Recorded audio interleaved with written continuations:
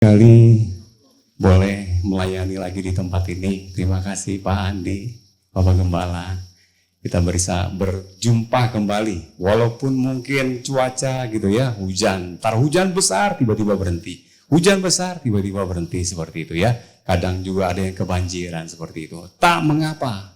Apapun boleh jadi, tapi kita tetap terus untuk mencari dan mengikuti Tuhan. Amin. Haleluya. Hari ini kita mau bicara hal yang serius gitu ya. Tema firman Tuhan pada pagi ini adalah akan kesempatan yang tersia-siakan.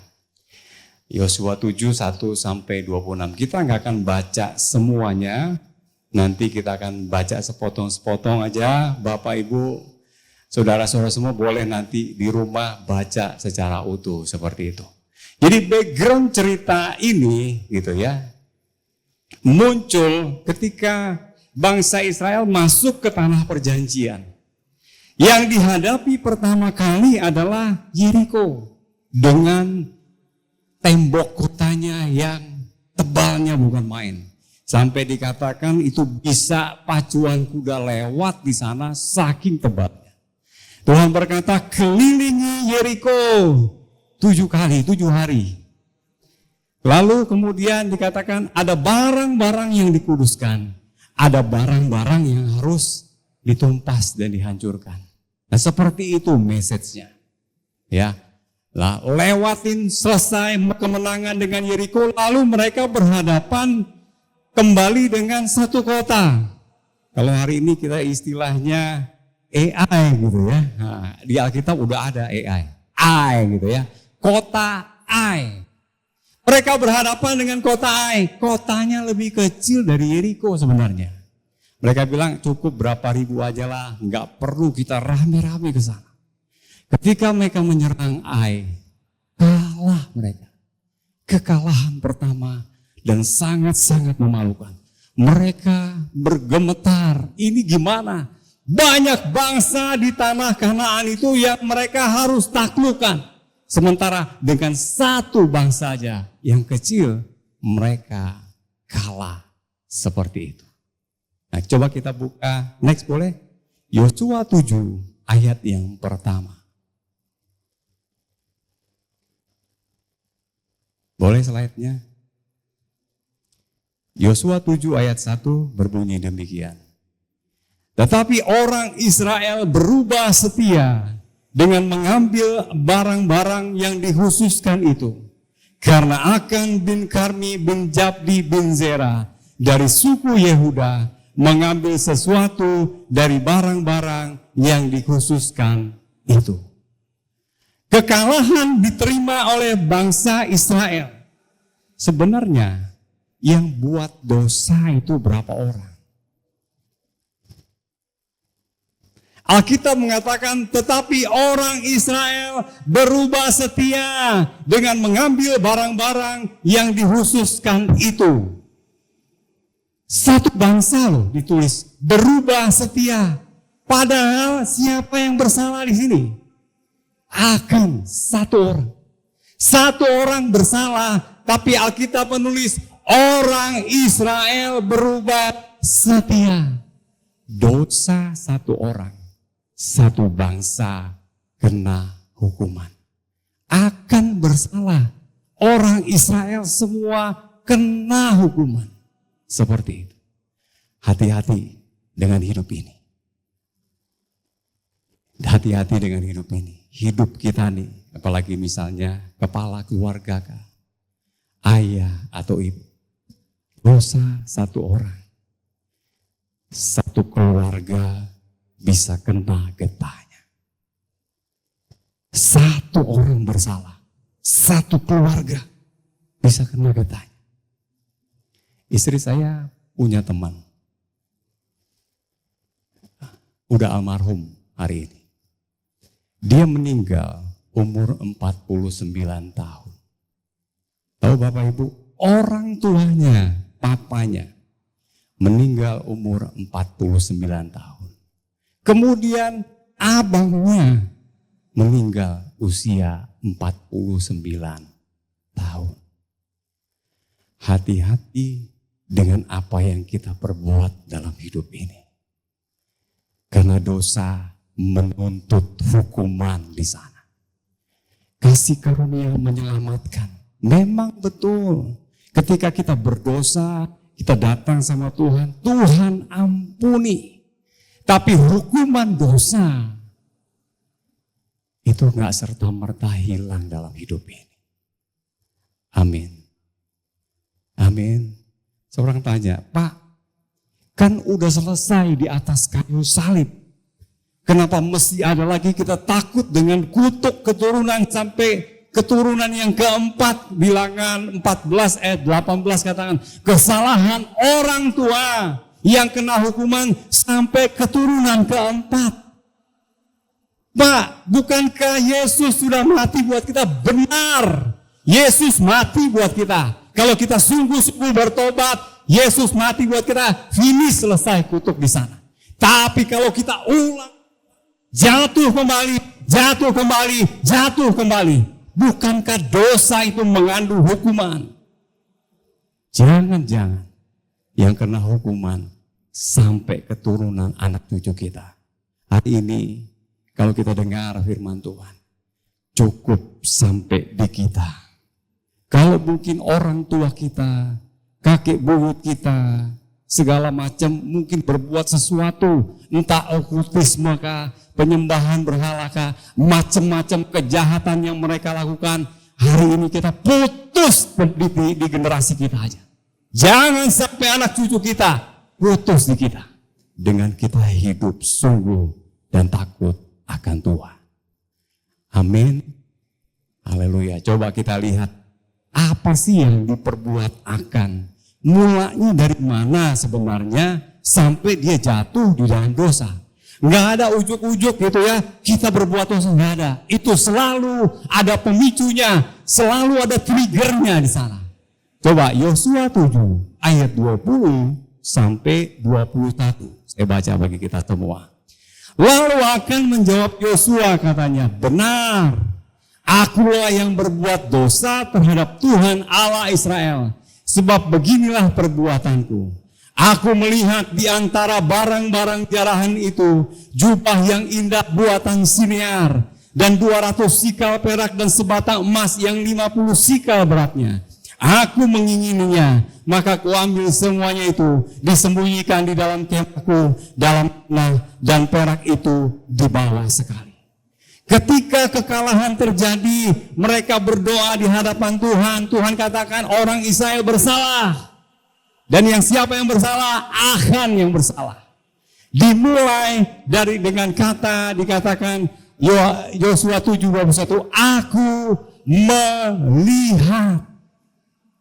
Kata melihat di sini, kata yang sama ketika Hawa melihat buah pengetahuan baik dan jahat. Ketika dia lihat, lalu iblis sodorkan sesuatu, dirayu, dipetik.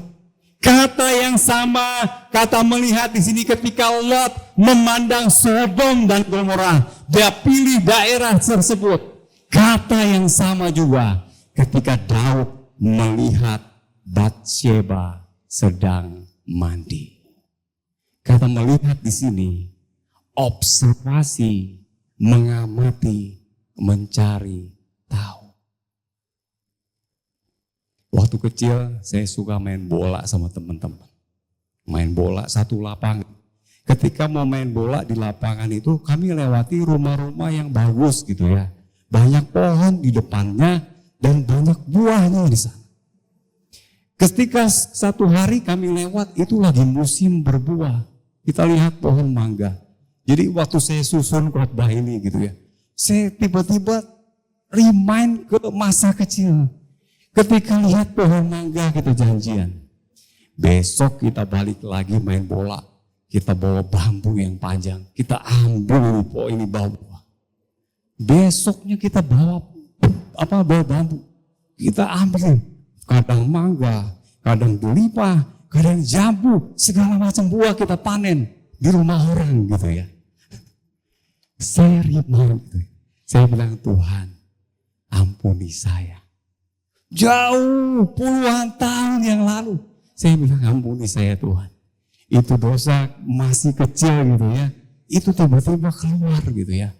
Ampuni saya Tuhan. Saya bilang, saya melihat observasi lebih dalam lagi. Dan kemudian melakukan untuk mencuri. Kelebihan kita mata, panca indera. Kita bisa melihat sekeliling. Tapi ini pun juga kelemahan kita. Amin. Kita lihat gadget. Tiba-tiba gadgetnya nyasar gitu ya. Nyasar. Hal-hal yang enggak, gambar apalah, segala macam lah. Kita pencet, masuklah ke semua ke sana. Pornografi kah?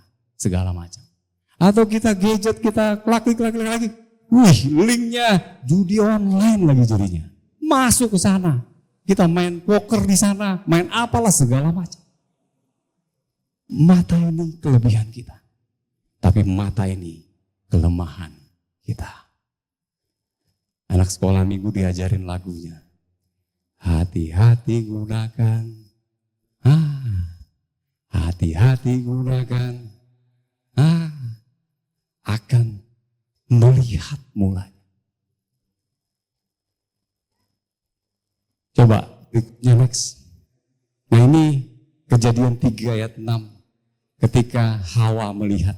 Perempuan itu melihat bahwa buah pohon itu baik untuk dimakan dan sedap kelihatannya.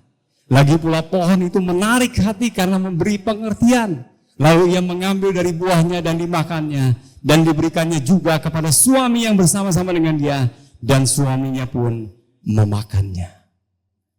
Lihat, diteruskan. Akhirnya jatuhlah dalam dosa. Dia melanggar apa yang Tuhan katakan. Jangan makan. Alkitab lebih ekstrim lagi di dalam perjanjian baru. Dikatakan mata adalah pelita tubuh. Tapi jika matamu menyesatkan harus ekstrim. Artinya benar-benar berjaga-jaga dalam hidup ini. Bahwa mata ini memang pelita tubuh. Tapi hati-hati kalau mata ini menyesatkan. Secara ekstrimnya dikatakan cungkil. Bukan artinya kita mencungkil mata kita. Tapi secara ekstrim dalam hidup ini. Benar-benar kita jaga apa yang kita lihat sehari-hari di dalam hidup ini. Amin. Kalau kita tahu kelemahan kita ada di sana, jangan sentuh ke sana. Kalau kita tahu kelemahan kita ada di pornografi, jangan sentuh area sana, berlari menghindar. Yusuf ketika dia membersihkan rumah, tak ada seorang pun dikondisikan oleh istri Potifar. Lalu istri Potifar datang pegangin bajunya. Yusuf lepaskan jubahnya, lari. Dia lari tinggalkan. Dia tahu di mana kelemahannya. Pergi menjauh. Amin. Bapak Ibu, saudara-saudara yang terkasih dalam Tuhan Yesus Kristus. Memang gak mudah ikut Tuhan.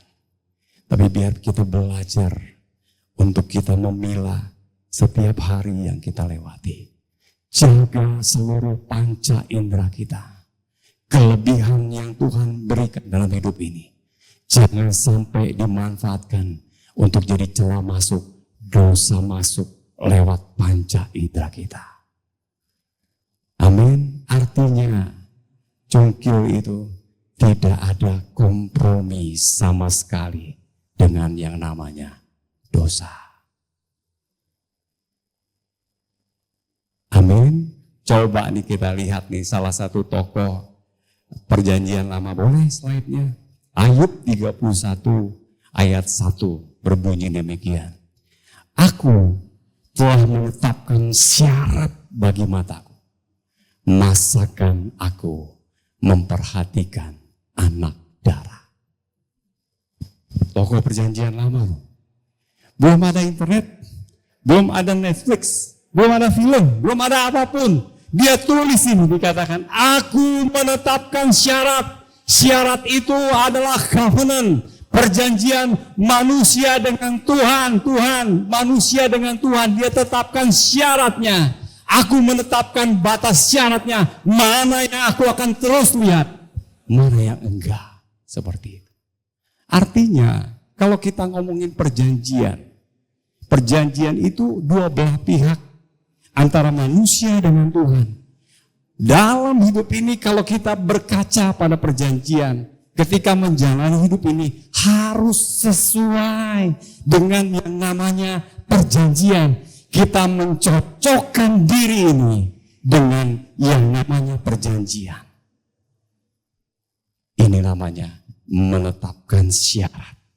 Mencocokkan penglihatan ini dengan apa yang Tuhan mau yang kita lihat dalam hidup ini. Gak mudah memang. Gak mudah memang. Tapi biar kita belajar, amin. Amin. Karena terlalu mudah untuk buat dosa hari-hari ini. Ketika kita pegang gadget kita, terlalu mudah mata ini memandang hal-hal yang keliru dan salah. Oleh karenanya, biar kita latih, kita menulis, aku melatih tubuhku. Supaya kelak ketika aku sudah memberitakan Injil, jangan aku sendiri tolak, melatih tubuh ini. Gimana caranya kita melatih tubuh ini? Perjanjiannya kita baca setiap hari. Firman Tuhan. Dengar, renungkan, dan lakukan sepanjang umur hidup kita. Amin. Ayo kita cocokkan diri kita. Kalau kita nggak tahu firman Tuhan, mana bisa kita cocokkan hidup ini dengan firman Tuhan?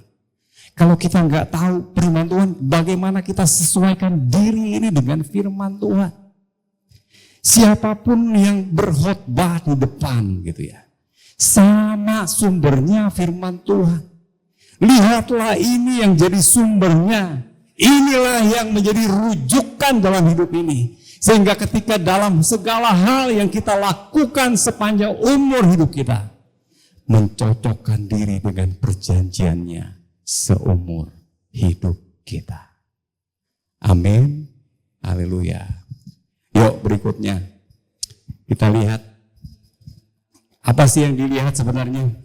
Lalu akan menjawab Yosua katanya, benar akulah yang berbuat dosa terhadap Tuhan Allah Israel. Sebab beginilah perbuatanku. Aku melihat di antara barang-barang jarahan itu jubah yang indah buatan Sinear dan 200 sikal perak dan sebatang emas yang 50 sikal beratnya. Aku mengingininya, maka ku ambil semuanya itu, disembunyikan di dalam kemahku dalam tanah, dan perak dibawa sekali. Coba kita lihat di sini. Yang dilihat pertama kali itu apa sebenarnya? Jubah yang indah. Boleh slide berikutnya? Jubah yang indah buatan Sinear. Dia nggak lihat emas nomor 3. Dia nggak lihat perak nomor 2. Yang pertama kali dia lihat adalah jubah.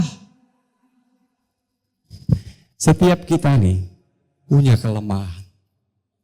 Saul jatuh karena kehormatan dan kekuasaan. Daud jatuh karena wanita. Yudas jatuh karena uang. Akan jatuh karena jubah.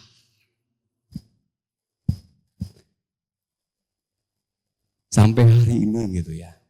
Kadang-kadang sebagian dari kita memang tahan untuk lihat perak dan emas. Tapi kalau lihat jubah, lihat baju gitu ya. Apalagi keliling-keliling di mall, Mangga 2. Gak tahan. Pengennya beli. Gak tahan, pengennya beli. Ini akan beli. Gak tahan.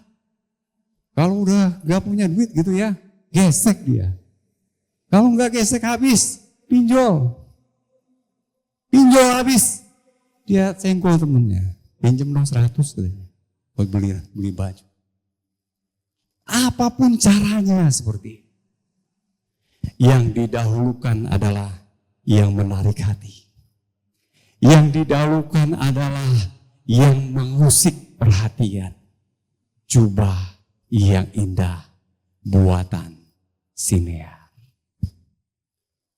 Saya tanya, saya tertarik dengan kata ini, Sinear. Tahu Sinear itu apa?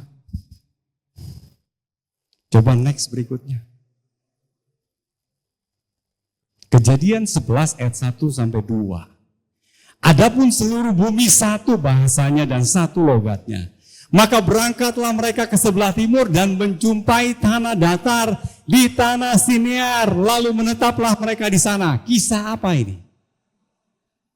Satu bahasa. Kisah apa ini? Babel. Ini tanah Sinear adalah Babel. Babel itu pemberontakan manusia terhadap Tuhan. Hari itu akan memilih jubah buatan Sinear. Hari itu. Puluhan tahun, ratusan tahun kemudian. Babel yang sesungguhnya datang ke Israel. Jajah Israel. Belenggu, angkut dalam pembuangan. Hari ini kita bisa pilih dosa untuk kita buat. Tapi kalau kita main-main terus, satu hari dosa datangi kita.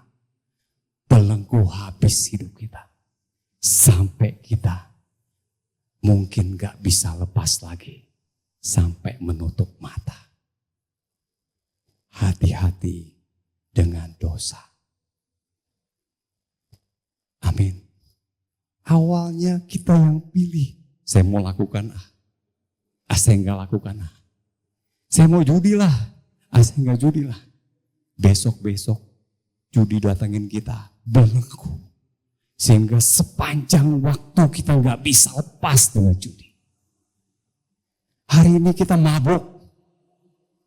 Kita besok enggak. Besok lagi mabuk. Besok enggak. Kita pilih. Tapi berikutnya. Tak berarti ada hari tanpa mabuk. Kemarin saya jenguk besuk orang sakit di rumah sakit. Dia jatuh di kamar mandi. Karena apa? Mabok. 14 hari berturut-turut maboknya. Sampai akhirnya jatuh di kamar mandi. Bencut sana, bencut sini, segala macam. Udah segala hal terjadi. Ini kali yang keempat di ujung maut. Saya nggak tahu lagi. Ini berikutnya kayak gimana. Tapi coba kita lihat gitu ya. Jangan main-main terhadap dosa. Kita hari ini kita yang pilih, besok dia yang kehukum dan ikat kita. Sampai gak bisa lepas. Hati-hati Bapak Ibu. Amin. Haleluya. Yuk berikutnya next. Yosua 7 ayat 14. Saya tanya, Tuhan tahu siapa yang buat dosa? Tuhan tahu akan kan yang berbuat dosa? Tuhan tahu, Tuhan maha tahu. Tapi caranya Tuhan buat mendidik bangsa Israel itu luar biasa. Suruh kumpulin mereka semua. Kitab Yosua 7 ayat 14 berbunyi, besok pagi kamu harus tampil ke muka suku demi suku. Dan suku yang ditunjuk oleh Tuhan harus tampil ke muka kaum demi kaum. Dan kaum yang ditunjuk oleh Tuhan harus tampil ke muka keluarga demi keluarga. Dan keluarga yang ditunjuk oleh Tuhan harus tampil ke muka seorang demi seorang. Kita lihat di sini. Ini ya. Bangsa Israel ada 12 suku. Karena perbuatan dosa Tuhan udah tahu. Kumpulin besok pagi suku demi suku, baris. Suku Ruben, Simeon, Lewi, Isakar, Zebulon, semua dibaris. Bapak Ibu, itu jutaan orang suruh baris. Butuh waktu sebentar atau lama? Lama. Barangkali ada suku Ruben harusnya nyasar ke suku Benyamin gitu ya. Salah lo ya, barisannya ke sana. Waktu saya sekolah di SMA, ada 12 kelas saya. Muridnya sekitar 500 orang SMA negeri. Kami kalau upacara baris, saking banyaknya gitu ya.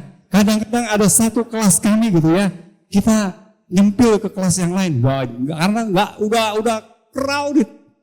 Nah ini harus tepat, baris suku demi suku. Kalau enggak nanti sesuatu yang keliru terjadi gitu ya.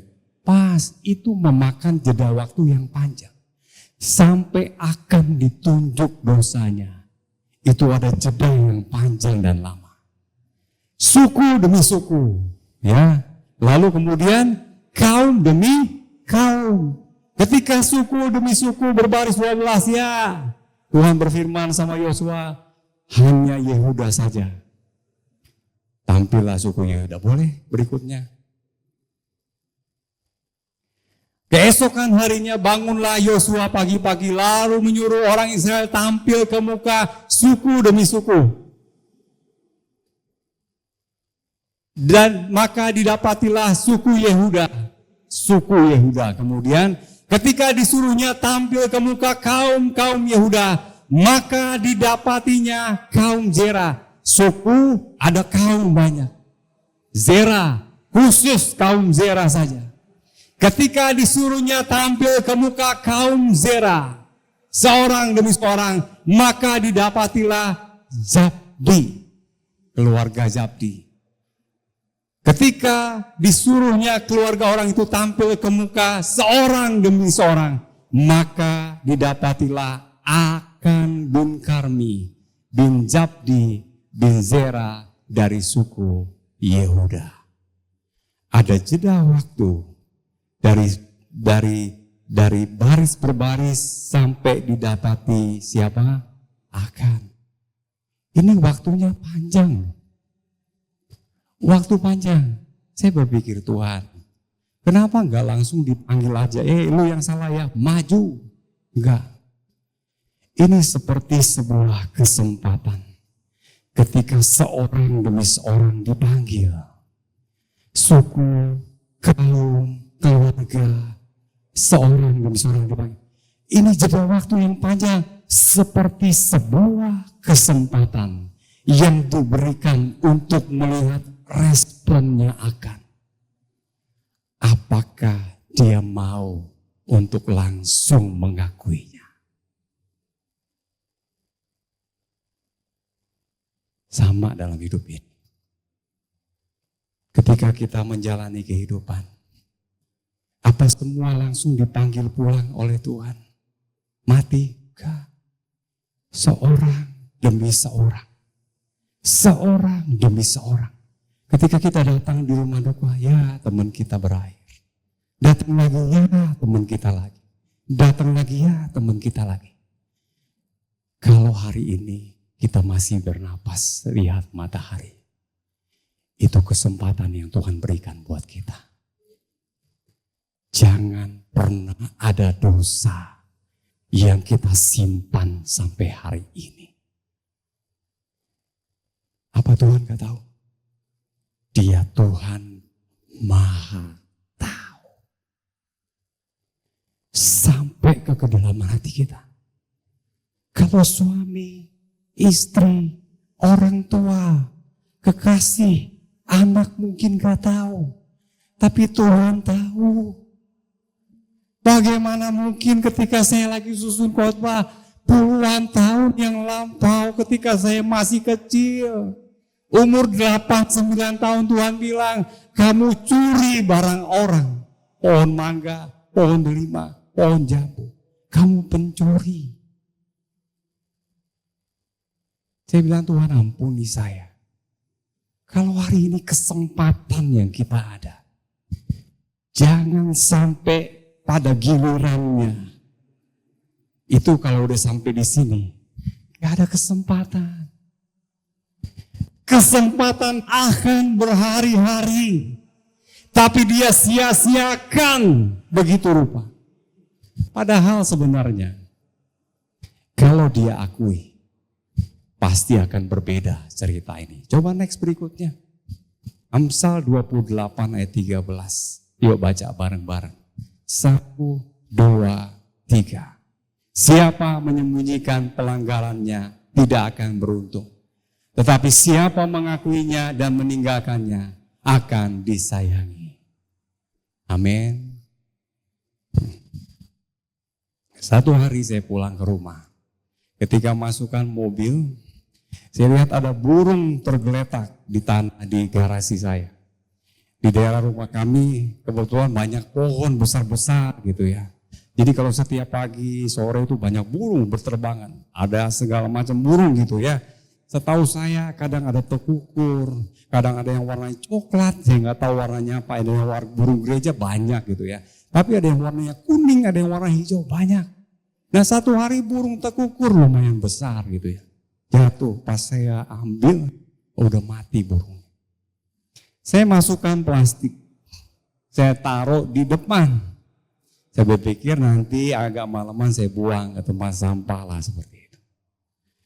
Saya lupa Bapak Ibu. Semalaman ditaruh di depan, lupa saya. Pas pagi-pagi saya mau jogging keluar, pas saya buka pintu. Itu burung kemana-mana. Dengan serpihan potongan tubuhnya kemana-mana semua. Bapak Ibu tahu burung itu ketika datang kita lewat buang, sapu mental ke sana, sapu mental ke sini. Rupanya kucing malam-malam pesta, dicabik-cabik itu burung. Begitu rupa sampai ke hari itu chaos. Saya mesti pelan-pelan sapuin burung itu. Dia kacaukan pagi itu gitu ya. Saya mau olahraga kacau. Apa yang kita simpan sampai hari ini?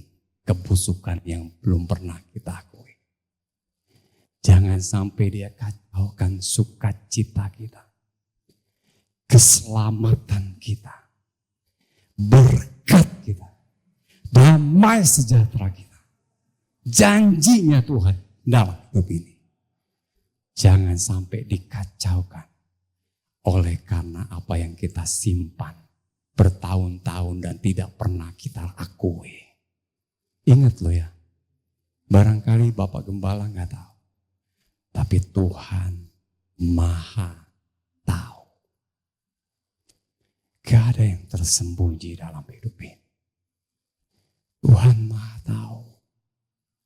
Gak ada yang tersembunyi. Berikutnya boleh. Nah ini ayatnya dikatakan jika kita mengaku dosa kita. Maka ia adalah setia dan adil sehingga ia akan mengampuni segala dosa kita dan menyucikan kita dari segala kejahatan. Amin. Adalah lebih baik kita mengakuinya, minta ampun dan meninggalkannya. Alkitab menulis Dia Tuhan yang mengampuni setiap dosa. Kalau hari ini kita masih simpan gitu ya, kepahitan kan, sakit hati kan, kecewa kan, tidak mengampuni, kita mencuri kan, kita pernah korupsi kan, atau hutang yang kita nggak bayar, perzinahan, percabulan, pornografi, atau kita sihir, okultisme. Apakah di dompet kita atau pakai ikat pinggang, mantra, segala macam. Bapak Ibu, orang tua saya dulu gitu ya, mahir dengan okultisme. Segala macam. Saya sampai liatin gitu ya, wah ini luar biasa. Sampai dia pernah tes dirinya. Dia ambil golok tajam Bapak Ibu. Dia baca mantranya lalu, lu lihat nih tong, dia bilang. Bapak saya Cina Jakarta, dia bilang. Dia bacok, plak di badan saya, di badan dia nggak pakai baju. Gak mempan. Hari gini, kalau anak Tuhan ada yang terlibat okultisme, minta ampun sama Tuhan. Amin. Jangan simpan dalam hidupmu di bawah. Sehingga menghancurkan, mengacaukan keselamatan yang kita terima dari Tuhan. Barangkali mungkin suami, istri kita yang mungkin sudah berpulang. Kita sakit hati sama dia yang orang udah mati. Sampai hari ini. Ada seperti itu. Saya sakit hati dengan suami saya. Suaminya udah mati. Dia masih sakit hati di bumi. Datang sama Tuhan, beresin hari ini. Amin. Jangan sampai kesempatan yang kita terima hari ini, di tempat ini sampai hari ini, sia-sia. Karena di ujung akhir kehidupan, seringkali orang gak punya kesempatan lagi untuk bertobat. Beberapa kali masuk ICU untuk doain orang. Gak bisa ngapa-ngapain Bapak Ibu. Kadang-kadang udah banyak kabelnya di seluruh tubuh. Sampai kadang-kadang selang itu nembus di tenggorokan. Cuman gak bisa apa-apa. Udah kayak, maaf ya, kayak tikus kejebur digebukin begitu ya. Udah bener-bener gak bisa apa-apa.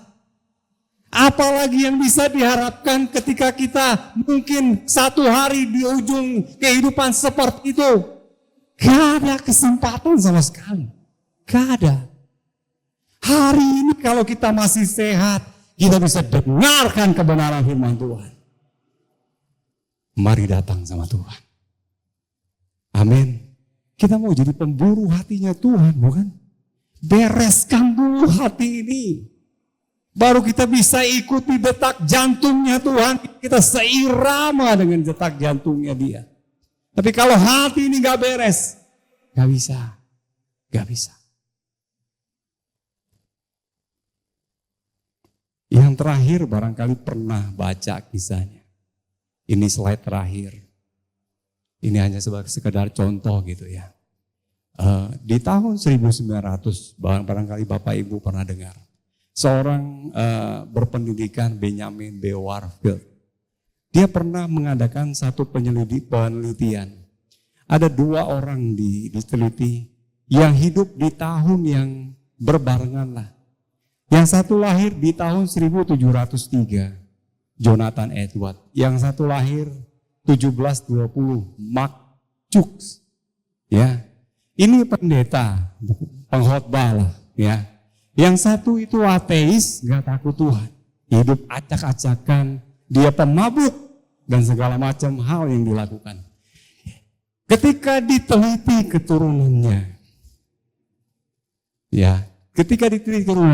Jonathan Edwards, dia mempunyai 1000 lebih keturunan.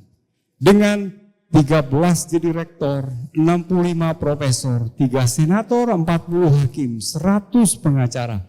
100 pendeta, 75 perwira militer, 1 wakil presiden, 66 dokter, 100 orang di misionaris, 80 memiliki kantor publik.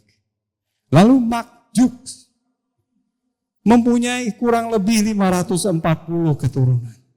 310 mati sebagai pengemis. 150 keturunannya pernah masuk penjara dengan berbagai kejahatan. 7 pembunuh, 100 orang lebih pemabuk. Ini penelitian yang dilakukan Benjamin B. Warfield. Jadi Bapak Ibu yang terkasih dalam Tuhan Yesus Kristus, hari ini, sebelum kita tinggalkan tempat ini, bereskan pribadi, lepas pribadi. Kalau masih ada yang belum beres dalam hidup kita. Amin. Semoga Tuhan memberkati kita semua. Yuk kita bangkit berdiri.